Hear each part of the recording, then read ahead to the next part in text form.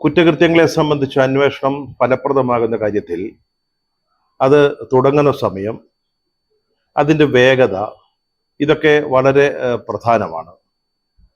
തക്ക സമയത്ത് അന്വേഷണം ആരംഭിക്കുന്നില്ലെങ്കിൽ, അല്ലെങ്കിൽ അതിന് വേണ്ട വേഗതയിൽ അത് മുന്നോട്ട് പോകുന്നില്ലെങ്കിൽ ചിലപ്പോൾ കുറ്റവാളികൾ രക്ഷപ്പെട്ടേക്കാം.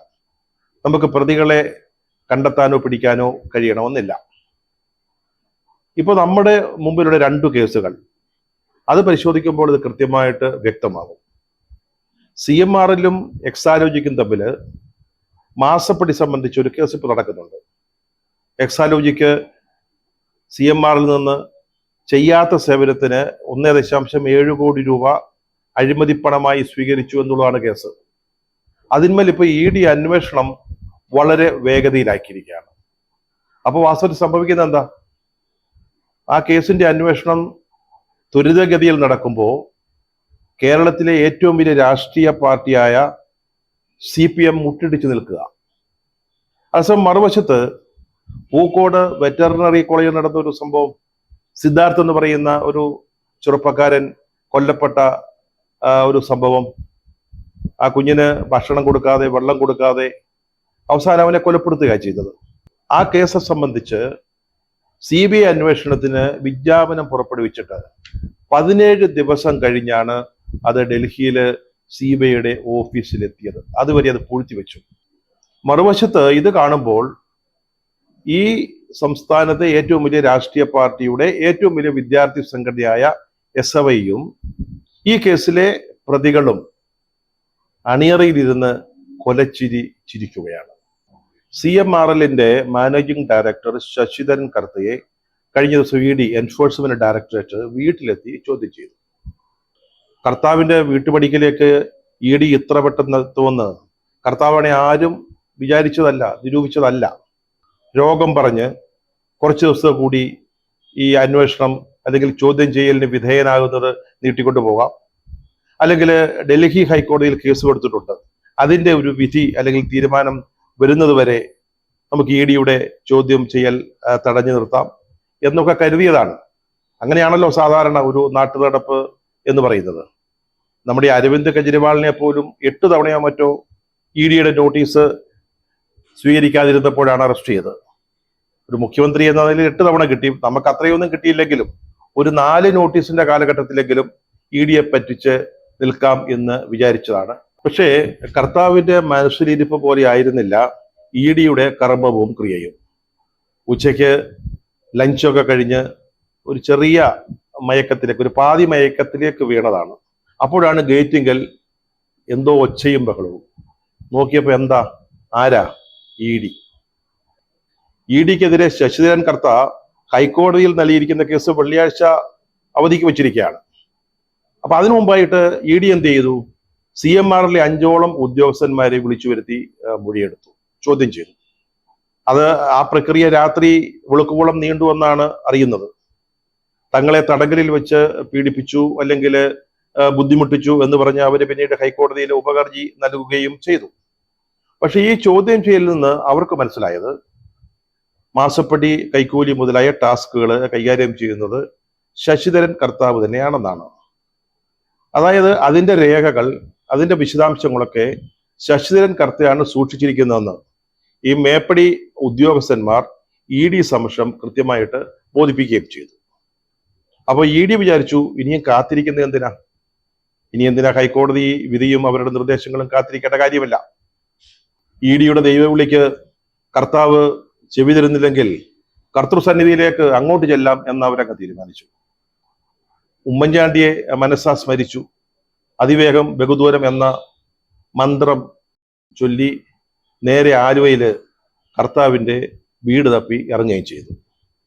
എല്ലാം ഇത്രമേൽ അതിവേഗം നടക്കുമെന്ന് ഈ കേസിലെ പ്രതിസ്ഥാനത്ത് നിൽക്കുന്നവരോ അല്ലെങ്കിൽ CPM-ഓ ഒട്ടും വിചാരിച്ചതല്ല. CPM വാസ്തവത്തിൽ വരണ്ടു നിൽക്കുകയാണ്. CMR-ലെ ഉദ്യോഗസ്ഥന്മാരെ, അതിന്റെ MD-യെ ചോദ്യം ചെയ്തു കഴിഞ്ഞാൽ ഇനി ED വരിക എക്സാലോജിക്കിലേക്കാണ് എന്നവർക്കറിയാം. എക്സാലോജിക്കിലേക്ക് എന്ന് പറഞ്ഞാൽ മുഖ്യമന്ത്രിയുടെ മകളെ ചോദ്യം ചെയ്യുക എന്നതാണ് അതിന്റെ അർത്ഥം. നമ്മുടെ പ്രധാനമന്ത്രി കാട്ടാക്കടയിൽ പ്രസംഗിക്കുമ്പോൾ മുഖ്യമന്ത്രിയെയും അതുപോലെ അദ്ദേഹത്തിന്റെ മകളെയും ചൂണ്ടി പറഞ്ഞത് അത്ര നിസ്സാരമായ ഒരു കാര്യമല്ല. അതൊരു സൂചനയാണ്, അല്ലെങ്കിൽ എന്തിനോ ഒരു അനുവാദം നൽകലാണ്. തെരഞ്ഞെടുപ്പ് അടുത്തു നിൽക്കുകയാണ്, വോട്ടെടുപ്പ് തീയതി സമീപിക്കുന്നു. ഈ സാഹചര്യത്തിൽ മുഖ്യമന്ത്രിയുടെ മകളെ ED അറസ്റ്റ് ചെയ്യുകയാണെങ്കിൽ എന്തായിരിക്കും അതിന്റെ പ്രത്യാഘാതം എന്നതാണ് CPM ഇപ്പോൾ നേരിടുന്ന ഒരു വലിയ പ്രതിസന്ധി. EDയെ സംബന്ധിച്ചിടത്തോളം ഒരു മുഖ്യമന്ത്രിയേക്കാൾ വലുതല്ലല്ലോ മറ്റൊരു മുഖ്യമന്ത്രിയുടെ മകൾ. അത് CPMന് നന്നായിട്ട് അറിയാം. പലരും ഇത് സംബന്ധിച്ച് അഭിപ്രായം ചോദിക്കാറുണ്ട്, പ്രത്യേകിച്ച് CPMലുള്ള സുഹൃത്തുക്കള്. അവർക്കറിയേണ്ടത് മുഖ്യമന്ത്രിയുടെ മകളെ ചോദ്യം ചെയ്യുമോ, അതിനുശേഷം അറസ്റ്റ് ഉണ്ടാവുമോ?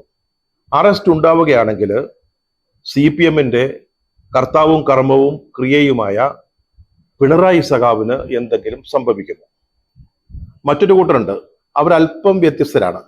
അവർക്കറിയേണ്ടത് അറസ്റ്റ് ഉണ്ടായെന്നിരിക്കട്ടെ, അങ്ങനെ സംഭവിക്കുകയാണെങ്കിൽ അത് ഈ വരാൻ പോകുന്ന തെരഞ്ഞെടുപ്പ് ഫലങ്ങളെ എങ്ങനെയാണ് ബാധിക്കുക? അനുകൂലമായിരിക്കുമോ പ്രതികൂലമായിരിക്കുമോ? അതായത് ED അവരുടെ അധികാരം ഉപയോഗിച്ച്, അല്ലെങ്കിൽ BJP സർക്കാർ EDയെ ഉപയോഗിച്ച് പ്രതിപക്ഷത്തെ ഒതുക്കാൻ ശ്രമിക്കുന്നതിന്റെ ഭാഗമായി ജനങ്ങൾ അതിനെ എടുക്കുകയും അതുവഴി എന്തെങ്കിലും തരത്തിലുള്ള ഒരു സഹതാപ തരംഗം ഉണ്ടാവുകയും ചെയ്യുമോ? അതാണ് അവരറിയാൻ ആഗ്രഹിക്കുന്ന ഒരു പ്രധാനപ്പെട്ട കാര്യം. ഈ സർക്കാരിന്റെ അല്ലെങ്കിൽ മുഖ്യമന്ത്രിയുടെ ധാർഷ്ട്യം, ധൂർത്ത്, ഇതൊക്കെ കണ്ട് ദേഷ്യം പിടിച്ചിരിക്കുന്ന അല്ലെങ്കിൽ ക്ഷോഭിച്ചിരിക്കുന്ന ജനം ഇത്തരത്തിലുള്ള ഒരു സംഭവം കൂടെ നടന്നാൽ എങ്ങനെയായിരിക്കും പ്രതികരിക്കുക?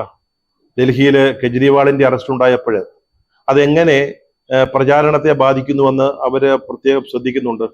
പക്ഷേ അവിടെ കെജ്രിവാളിന്റെ ജാമ്യാപേക്ഷ വീണ്ടും നിരാകരിക്കുകയും അദ്ദേഹം ഏതാണ്ട് ദീർഘകാല റിമാൻഡിലാവുകയും ചെയ്ത സാഹചര്യത്തിൽ അന്തരീക്ഷം മാറി വരികയാണ്. അല്ലെങ്കിൽ നേരത്തെ ഉണ്ടായിരുന്ന താല്പര്യം, അല്ലെങ്കിൽ സഹതാപ തരംഗമോ അല്ലെങ്കിൽ ഒരു അനുതാപമോ ഒക്കെ ഉണ്ടായിരുന്നത് മങ്ങിത്തുടങ്ങുകയാണ് എന്നും ഇപ്പോൾ CPM മനസ്സിലാക്കുന്നുണ്ട്. ഇതിനിടെ മറ്റൊരു രസകരമായ അന്വേഷണവും നടക്കുന്നുണ്ട്.